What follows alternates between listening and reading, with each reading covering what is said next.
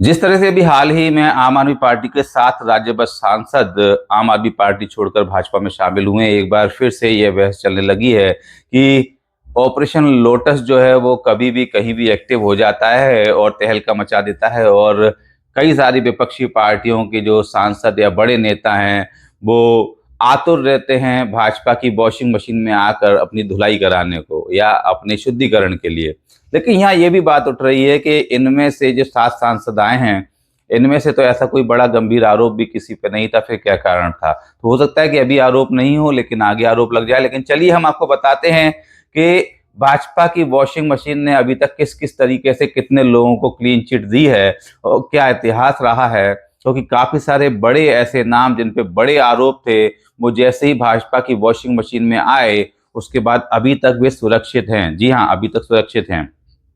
कुछ नामों की मैं चर्चा करूंगा और उसके साथ में फिर लास्ट में आऊंगा कि यदि ये 7 नाम हैं तो इनमें से किस पे क्या आरोप हैं या हो सकते थे जिसकी वजह से ये भी इस दबाव में रहे। क्योंकि देखिए कहीं ना कहीं यदि आप वॉशिंग मशीन में आ रहे हैं तो कहीं ना कहीं आपको धुलाई की जरूरत तो थी और धुलाई की जरूरत वाला ही आ जाता है। अब यहाँ यदि हम देखें, क्योंकि आजकल बंगाल में चुनाव चल रहे हैं, पहले चरण की वोटिंग हो चुकी है, दूसरे चरण की होनी है, आसाम में भी जो है वो मतदान हो चुका है। तो मैं आपको बता दूं, सबसे पहले चलिए हेमंत बिस्व शर्मा का ही नाम ले लेते हैं।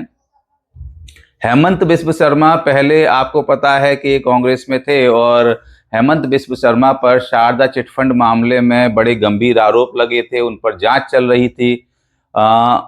और इसी दबाव में उनके ऊपर इतना दबाव था कि भाई जब डील हुई तो मजबूरन उनको भाजपा की वॉशिंग मशीन में अपनी धुलाई कराने आना पड़ा। और धुलाई के बाद में आज आप देखिए उनका जलवा है, किस तरीके से वो खुलेआम जो है वो किसी भी तरह की बयानबाजी कर रहे हैं और गौ मांस खाने की बात करते हुए भी उस पार्टी में है जो गौ मांस का विरोध करती है। ऐसे ही मैं आपको बता दूं, यदि हम बंगाल की बात करें तो बंगाल में भी जो शुभेंद्र अधिकारी जो हैं, उनके ऊपर भी इसी तरह के गंभीर आरोप लगे थे और गंभीर आरोप के बाद में उन्होंने भी अपनी धुलाई के लिए भाजपा की वॉशिंग मशीन चुनी और उनकी धुलाई इस तरह हो चुकी है कि अब वो भी पूरी तरह से आप देखिए कि सुरक्षित हैं। ऐसे ही देखिए तमाम नेता हैं, बहुत सारे हैं जिनके मैं नाम बता सकता हूँ, कई के नहीं बता सकता हूँ।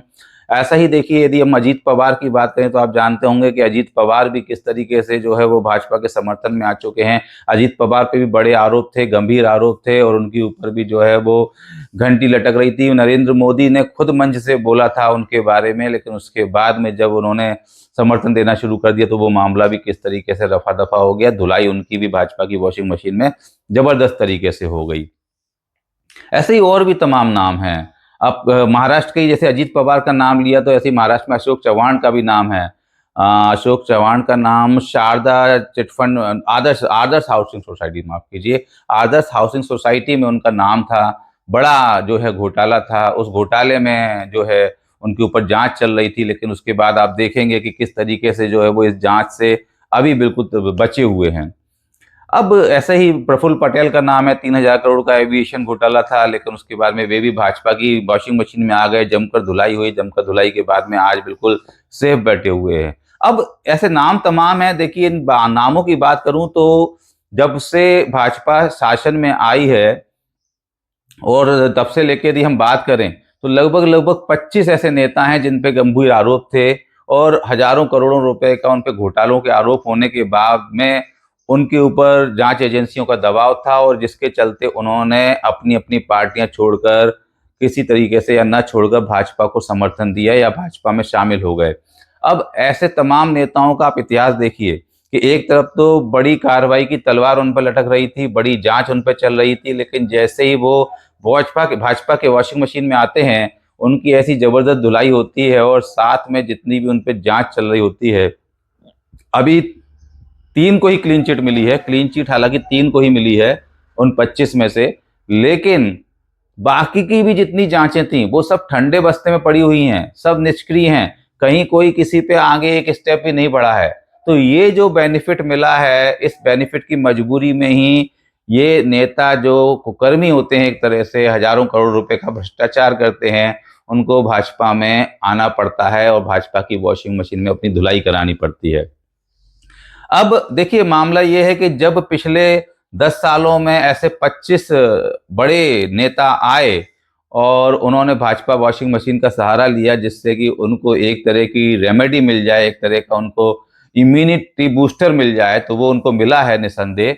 और अब आखिरी में अपन बता दूं मैं आपको कि ये 25 में मैं आपको बात कर रहा हूँ, इसमें कुछ नाम नहीं भी हैं, क्योंकि ऐसा नहीं है कि सभी के ऊपर यही दबाव था। ज्योतिरादित्य सिंधिया ने भी जो है कांग्रेस छोड़कर भाजपा में शामिल हुए थे, लेकिन उनके ऊपर ऐसी ना कोई जांच चल रही थी ना कुछ चल रही थी। हाँ, पॉलिटिकली वो पावर में रहना चाहते थे, इसलिए उन्होंने जो है वो ये निर्णय लिया, क्योंकि उनको अब कांग्रेस में जो इतने भी बड़े लीडर थे उनसे उनकी पट नहीं रही थी, चाहे कमलनाथ हो जाए, चाहे दिग्विजय सिंह हो जाए, और कांग्रेस में उनको अपना भविष्य भी नजर नहीं आ रहा था। तो ऐसे ही कुछ लीडर्स हैं जो इन वजह से भी आए हैं। 25 जो थे वो अलग थे, जिनके ऊपर जांच की बात चल रही थी। मैं इसके अतिरिक्त कई सारे और भी आए हैं। अब देखिए यहाँ पर यदि हम बात करें कि आम आदमी पार्टी के ये जो लोग आए हैं, इनके पीछे की क्या वजह हो सकती है। देखिए, अब जो माफ कीजिए, राघव चड्ढा जो कह रहे हैं, जिस तरह के बयान दे रहे हैं वो, तो भाई देखिए कि भाई मैं तो करियर छोड़ के आया था, करियर बनाने नहीं आया था। लेकिन देखिए, राजनीति एक ऐसी चीज है ना कि जिसमें आप एक बार आ जाए तो छोड़ने का मन नहीं करता। ये दिल मांगे मोर की कंडीशन हो जाती है। अब आम आदमी पार्टी में दिल मांगे मोर में आगे तो आप जा नहीं पा रहे होंगे, तो कहीं ना कहीं जब आपको ऑफर मिल रहा है और पीछे से देखिए किसी ना किसी का दबाव होगा, क्योंकि अभी राघव चड्ढा के साथ में जो बाकी लोग आए हैं, उसमें मैं आपको बता दूं 4 बड़े व्यापारी ही हैं। वो बड़े व्यापारी हैं, उनके बड़े बड़े बिजनेस हैं, उनके बिजनेस में कहीं ना कहीं कुछ रहा होगा, उनके ऊपर भी इस तरह का दबाव होगा कि भैया अपनी धुलाई करा लो भाजपा की वॉशिंग मशीन में, वरना हो सकता है कि आने वाले समय में समस्या चालू हो जाए। और इसका इंडिकेशन जो है वो लवली प्रोफेशनल यूनिवर्सिटी और जो पूरा जो बिजनेस एम्पायर है अशोक मित्तल का, उनके ऊपर ईडी की जांच शुरू हो चुकी थी। वो इंडिकेशन था कि देखिए ये पहली शुरुआत हो चुकी है, अब आपकी भी बारी आ सकती है, विक्रमजीत जी आप भी शामिल हो जाए, नहीं तो देख लीजिए। तो इस तरीके से ये जो 7 आए हैं, इसमें से देखिए ये सीधी बात है कि भाई 4 तो व्यापारी हैं, उनको कोई मतलब नहीं, उनको अपना व्यापार करना है, चाहे वो किसी भी तरीके से करें। बाकी राघव चड्ढा को मैं आपको बता दूं कि जिस तरीके से वो बयानबाजी कर रहे थे पिछले कुछ समय से, जो है वो संसद में भी वो काफी सक्रिय नजर आ रहे थे। मुझे लग रहा था कि पॉलिटिक्स में वो बहुत अब आगे जाना चाहते हैं, और हो सकता है कि वो जिस तरह से अब मामले उठा रहे हैं, उनको लग रहा है कि पॉलिटिक्स में ही आगे करियर बनाना है, और वो बड़े करियर के लिए बड़ी पार्टी में जाना जरूरी होता है। स्वाति मालीवाल की भी यही कहानी है, वो भी आम आदमी पार्टी में कहीं खुश नहीं थी। आप सोचिए, अरविंद केजरीवाल से जिनका विवाद चल रहा हो, तो वो तो अपना ऑप्शन ढूंढ ही रही होंगी, और कहीं ना कहीं हो सकता है कि पीछे और भी कुछ दबाव हो। तो ये कुल मिलाकर के ये चीजें हैं। लेकिन देखिए, कहीं ना कहीं वॉशिंग मशीन का सहारा वही लेता है जिसको धुलाई की जरूरत रहती है।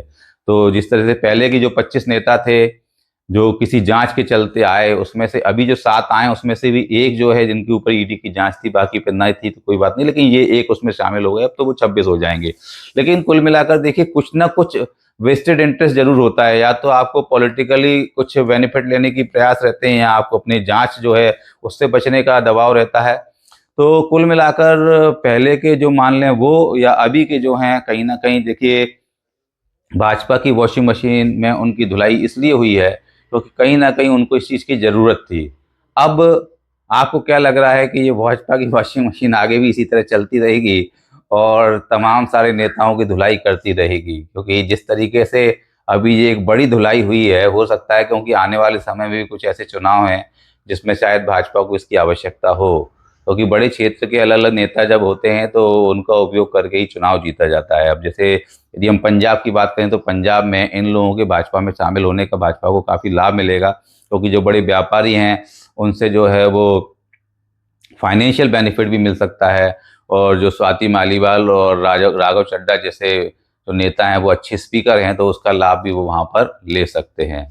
तो ये सारी वजह थी। तो इस तरीके से भाजपा की वॉशिंग मशीन काम कर रही है। आपको क्या लगता है किस तरीके से आगे और लोगों पे संकट आ सकता है? और हाँ, आप उन लोगों के बारे में भी जरूर कमेंट कीजिएगा जो 25 लोग आए थे, उनमें से 3 का तो बिल्कुल क्लीन चिट मिल गई है और बाकी लोगों की जांच रोक दी गई है।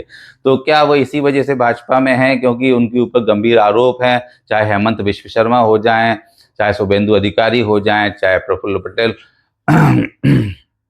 माफ कीजिए अशोक चव्हाण हो जाएं, चाहे आपके अजीत पवार हो जाएं, ऐसे तमाम लोग हैं।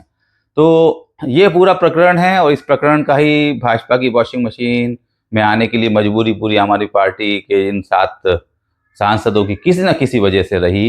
और जिसमें व्यापारी थे निश्चित ही उनका तो यही था कि कहीं ना कहीं हो सकता है कि आगे उन पर जांच हो सकती थी।